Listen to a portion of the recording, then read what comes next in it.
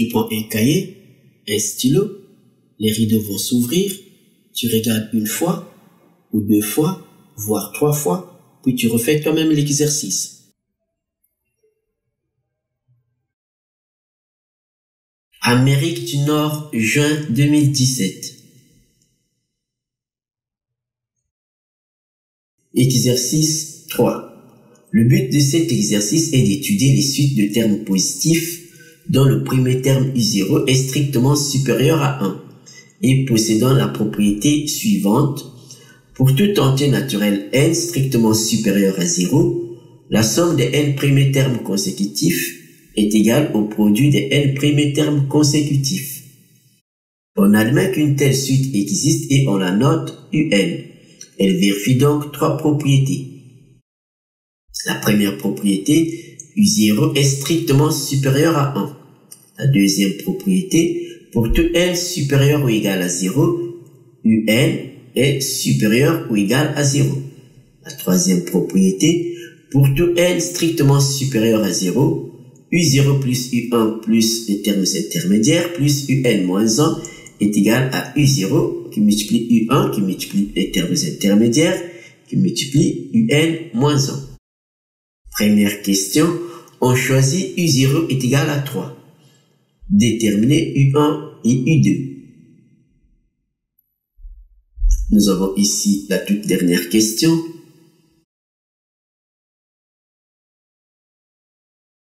Nous allons corriger l'exercice 3 Amérique du Nord, juin 2017.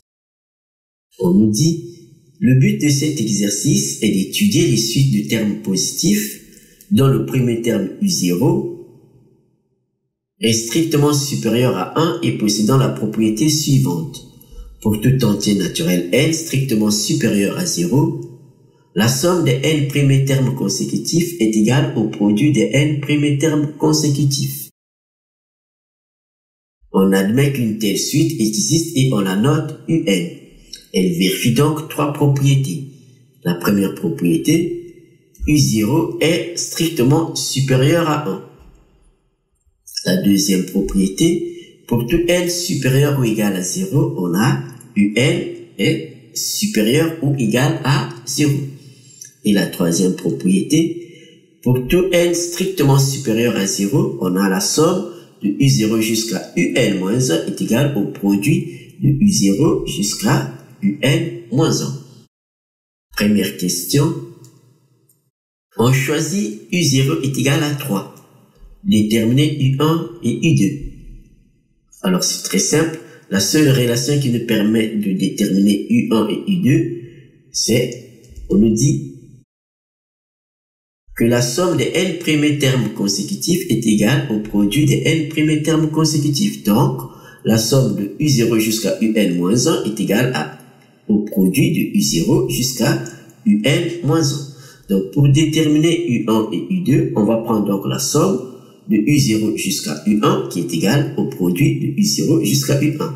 Donc, pour s'arrêter à U1, il est évident que n va prendre la valeur 2, puisque c'est la somme de U0 jusqu'à UN moins 1. Donc, pour avoir U1, pour n est égal à 2, on fait la somme de U0 jusqu'à U2 moins 1 qui nous donne bien U1.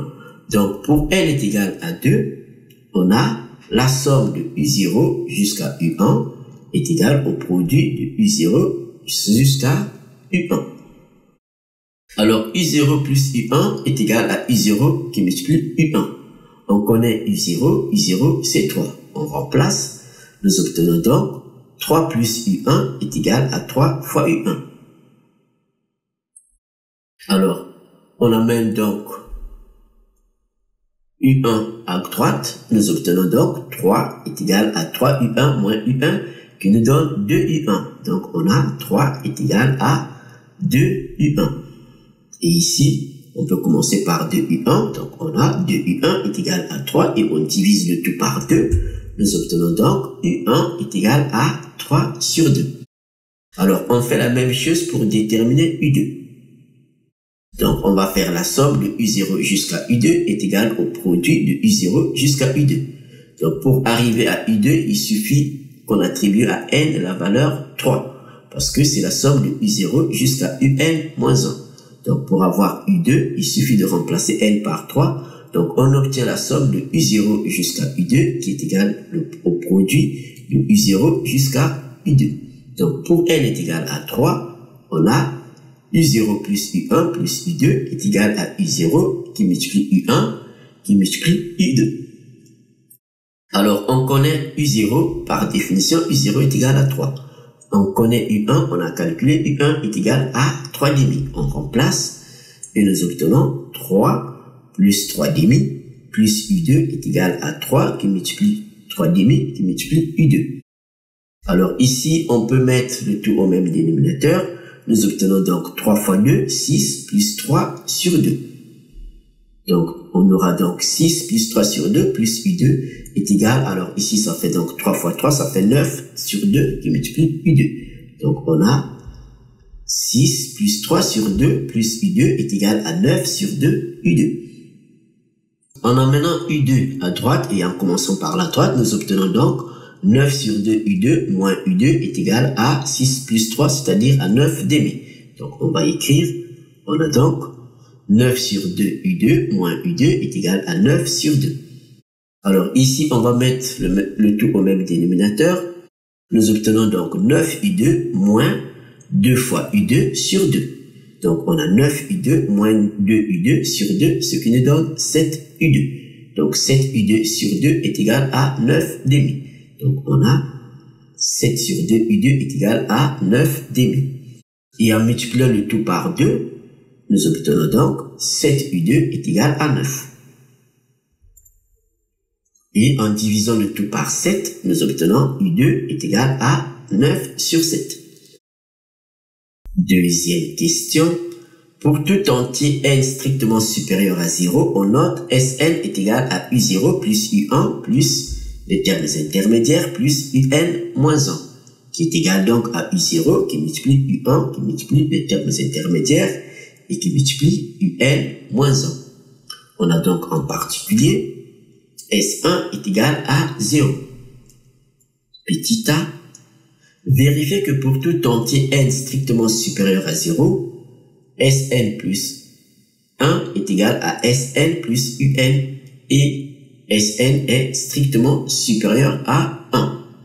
Alors on nous demande de vérifier que Sn plus 1 est égal à Sn plus Un et que Sn est strictement supérieur à 1. Alors ici, nous avons l'expression de Sn, donc on va écrire que pour tout entier naturel n strictement supérieur à 0, on a Sn qui est égal à la somme de U0 jusqu'à Un moins 1, qui est égal au produit de U0 jusqu'à Un moins 1. Puisqu'on nous demande de vérifier que Sn plus 1 est égal à Sn plus Un, alors ici nous avons l'expression de Sn en remplaçant n par n plus 1, c'est-à-dire en passant au rang suivant pour la suite Sn, nous obtenons donc Sn plus 1.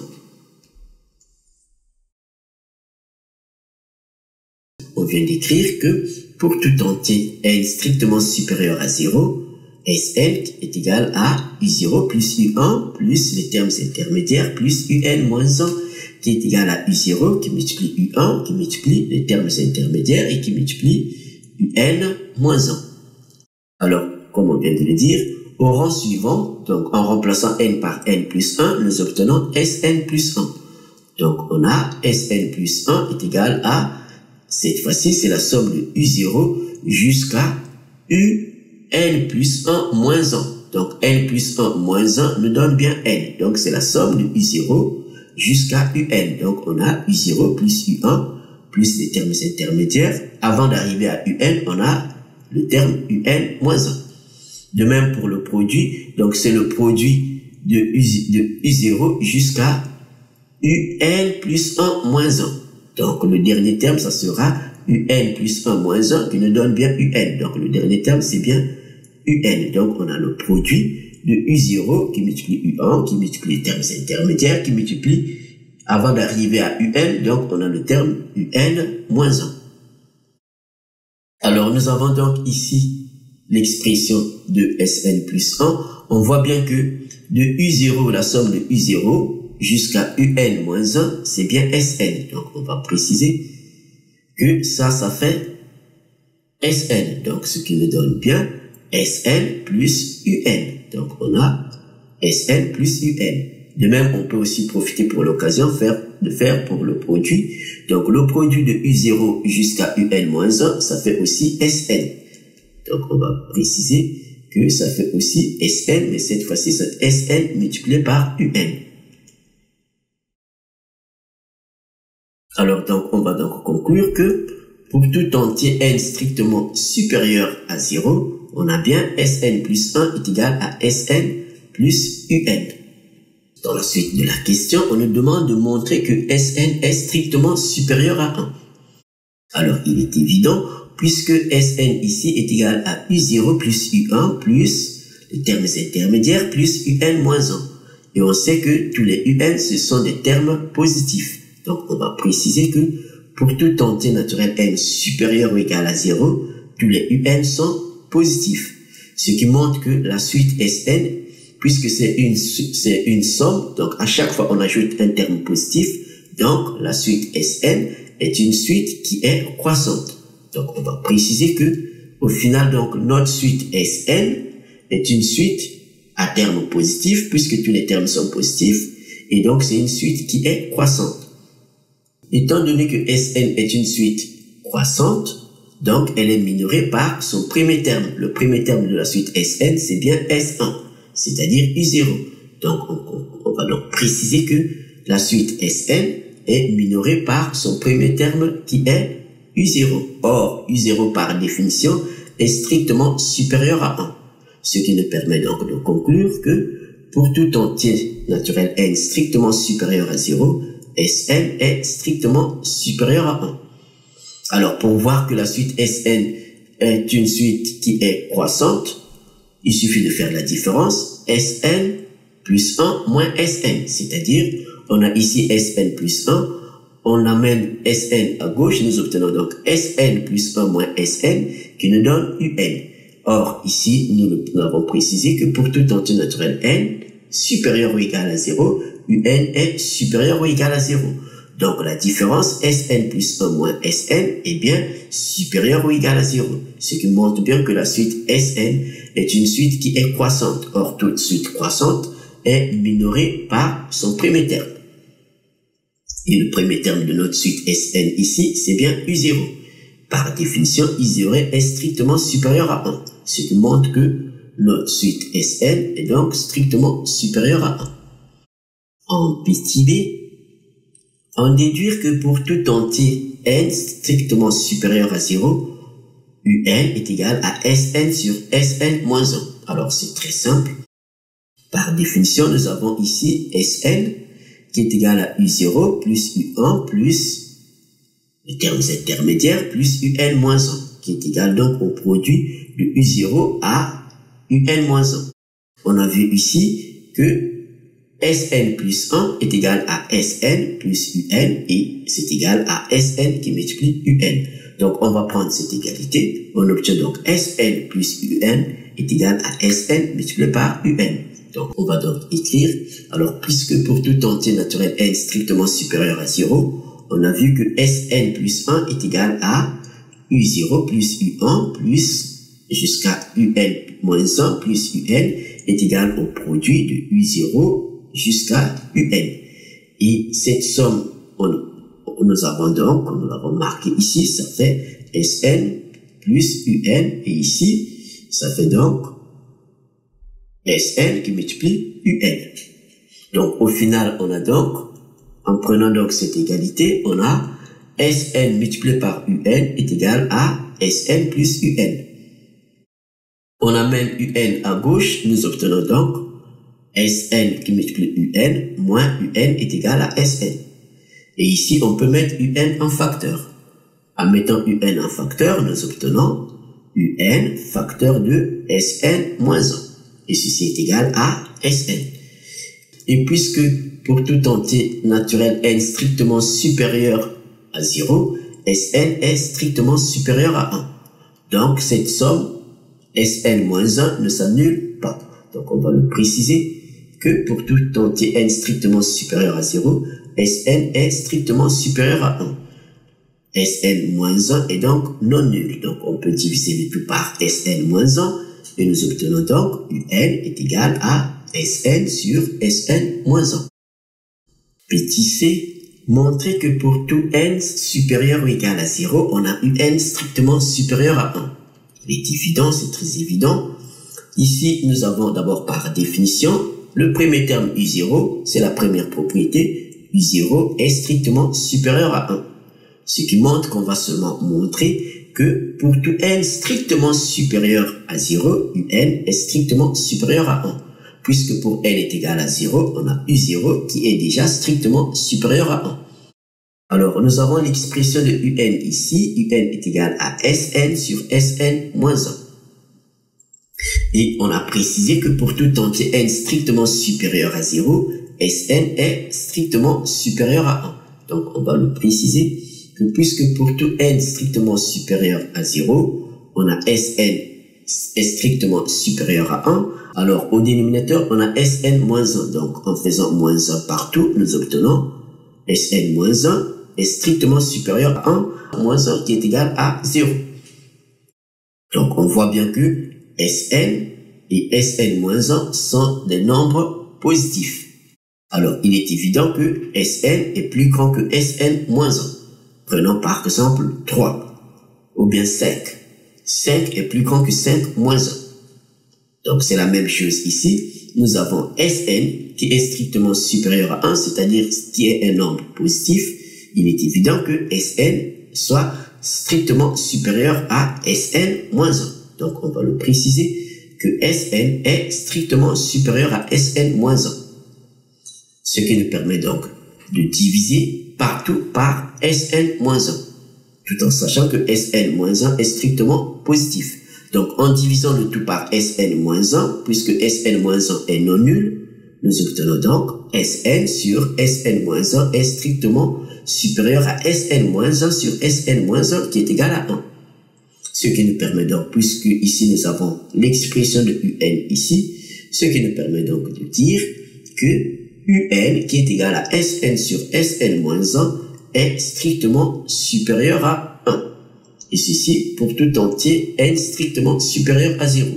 Donc les deux font que pour tout entier n supérieur ou égal à 0, on a bien UN est strictement supérieur à 1.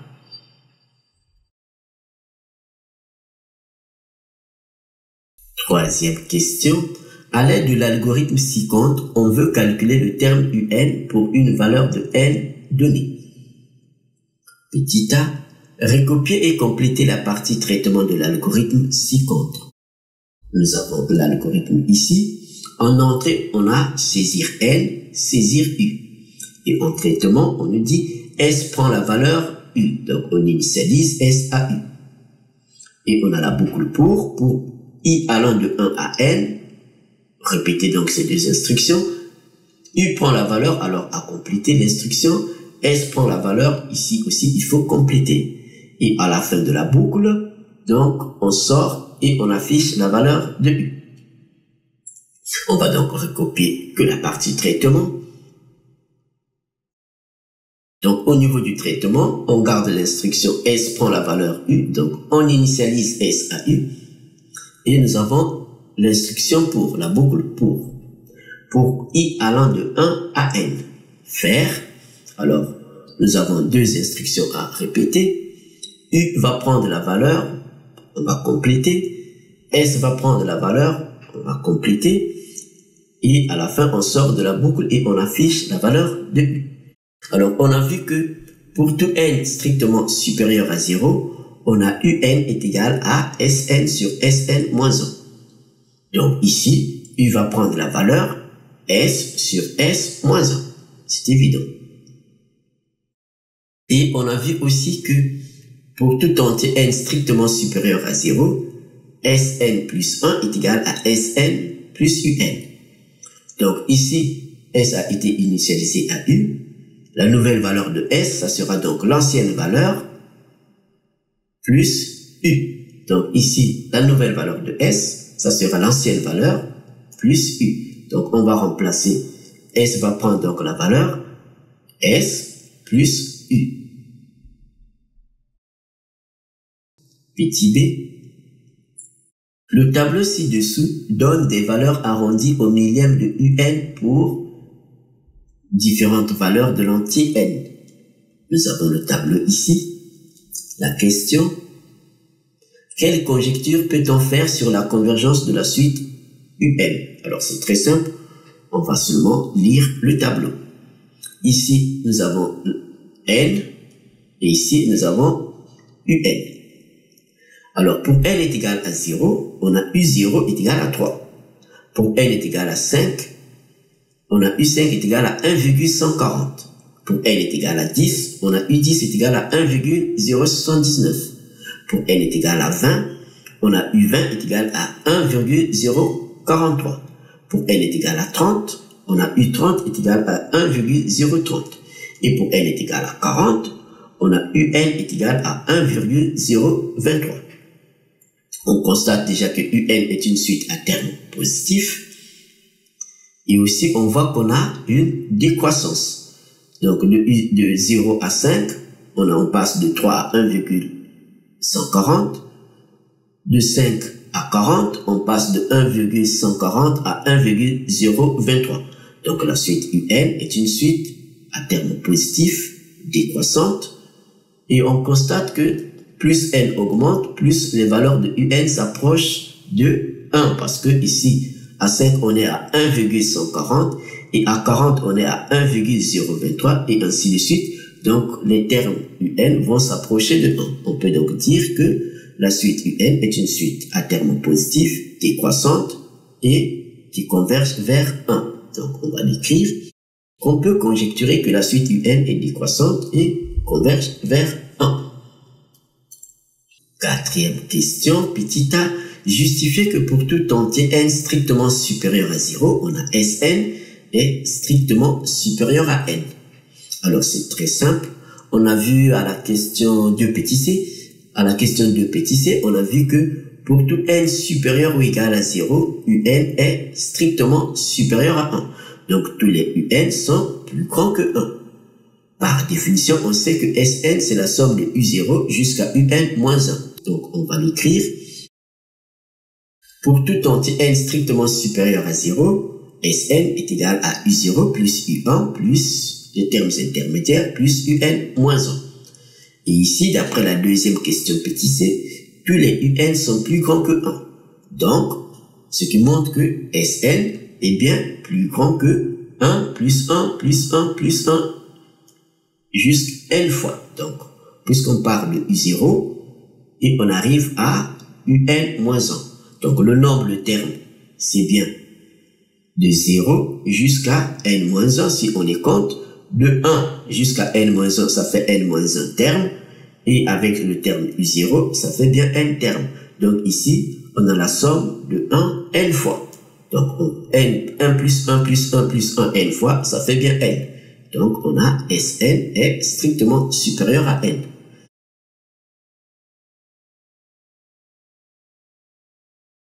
En petit b, en déduire la limite de la suite Sn puis celle de la suite Un. Alors, c'est très simple. On nous demande d'en déduire la limite de la suite Sn et celle de la suite Un. Alors, à la question précédente, c'est-à-dire la question 4 petit a, on a vu que pour tout n strictement supérieur à 0, on a Sn est strictement supérieur à n. Alors, si on passe directement aux limites, on obtient la limite quand n tend vers plus l'infini de Sn est donc strictement supérieure à la limite quand n tend vers plus l'infini de n. Il est évident que la limite quand n tend vers plus l'infini de n est égale à plus l'infini.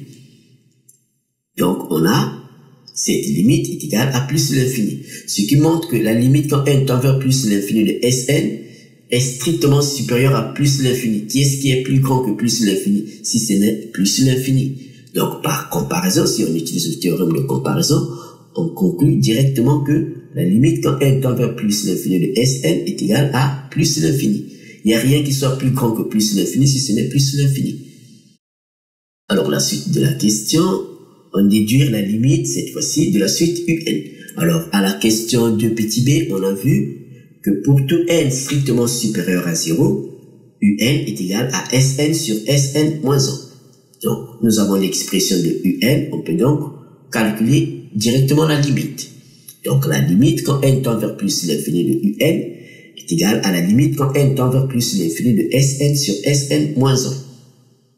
Alors, ici, on a vu que la limite quand n tend vers plus l'infini de Sn est égale à plus l'infini. Donc, si on remplace, nous obtenons plus l'infini sur plus l'infini moins 1. Plus l'infini moins 1, ça fait plus l'infini. On obtient donc plus l'infini sur plus l'infini, qui est une forme indéterminée. Pour lever la forme indéterminée, on va donc mettre au dénominateur Sn en facteur. Donc, en factorisant le dénominateur par Sn, nous obtenons donc la limite quand n tend vers plus l'infini de Sn sur Sn facteur de 1 moins 1 sur Sn. Et ici, on peut simplifier, on simplifie directement par Sn, et il nous reste donc la limite quand n tend vers plus l'infini de 1 sur 1 moins 1 sur Sn. Alors, la limite quand n tend vers plus l'infini de Sn, on a vu que c'est plus l'infini. Donc, on va préciser que la limite donc de 1 sur Sn, ça sera donc 1 sur l'infini, donc 1 sur un nombre très grand, ce qui nous donne 0. Donc, on va préciser que la limite quand n tend vers plus l'infini de 1 sur Sn est égale à 0. Pourquoi? Parce que la limite quand n tend vers plus l'infini de Sn est égale à plus l'infini. Donc cette limite va nous donner 1 sur un nombre très grand, 1 sur l'infini, qui est égal à 0. Et au final, donc, en remplaçant, nous obtenons donc, le résultat, nous obtenons donc 1 sur 1 moins 0, qui est égal à 1 sur 1, qui est égal à 1. Donc on a la limite quand n tend vers plus l'infini de UN, au final, c'est donc la limite quand n tend vers plus l'infini de Sn sur Sn moins 1 est égal donc, en remplaçant donc cette limite, nous obtenons donc 1 sur 1 moins 0. 1 moins 0, c'est 1. Donc on a 1 sur 1 qui est égal à 1. Merci Quimpermat. N'oublie pas de t'abonner à notre chaîne et de faire un je t'aime.